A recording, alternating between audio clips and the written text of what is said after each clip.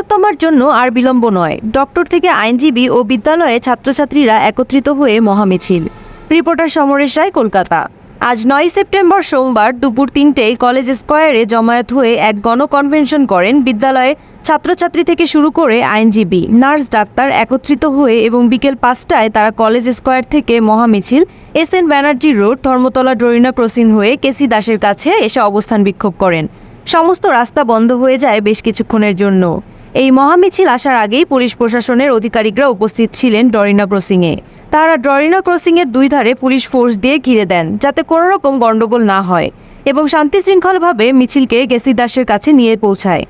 ঠিক ডরিনা ক্রসিংয়ের উল্টো দিকে ভারতীয় জনতা পার্টির ধর্ণা মঞ্চ চলছে। মহামিছিলে যারা অংশগ্রহণ করেছিলেন ছাত্রছাত্রী থেকে শুরু করে আইনের ছাত্রছাত্রীরা, তারা শুধু মমতা বন্দ্যোপাধ্যায়কে ধিক্কার জানান তা নয়, বিজেপিকেও ধিক্কার জানালেন এবং অবিলম্বে বললেন, বিজেপি তৃণমূল দূর হাঁটো, বিজেপি তৃণমূল সেটিং ছাড়ো, আমরা কিছু মানব না, আমরা দিদির বিচার চাই। আজকের মিছিল থেকে তীর ছুড়লেন মাননীয় মুখ্যমন্ত্রী মমতা বন্দ্যোপাধ্যায়কে, বিন্দু অধিকারী থেকে সুকান্ত মজুমদারকে এবং পুলিশ প্রশাসনের আধিকারিকদের। আমরা কাউকেই ছাড়ব না দিদির বিচার না হওয়া পর্যন্ত। আমরা একটুকুও জমি ছাড়ব না। মিছিল কেসি দাসের সামনে পৌঁছানোর সাথে সাথে গোল ব্যারিকেড করে ঘিরে ফেললেন রাস্তার চতুর্দিক এবং সেখানে তারা আন্দোলন করতে থাকেন। কিছুক্ষণ আন্দোলন করার পর তারা পরিষ্কার জানিয়ে দেন, আবার আমরা রাত 9টায় ঠিক এই জায়গায় অবরোধ করব, রাস্তা দখল করব। এখন পথ চলতি মানুষের কথা ভেবেই আমরা এই অবরোধ তুলে নিলাম।